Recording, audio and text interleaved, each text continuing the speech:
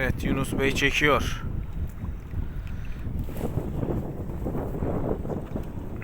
Özcan, evde oturana balık yok diyorlar bak.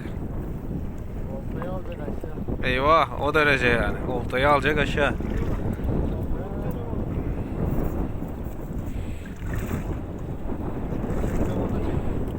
Çek de bu hayvan kaçmaya çalışıyor.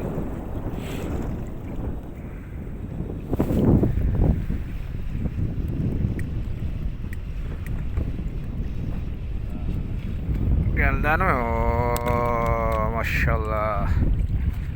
Maşallah maşallah. Daha var mı ya?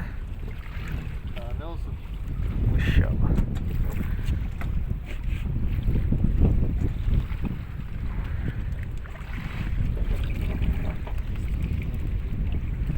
Öyle güzel olsa sipariş almıyor.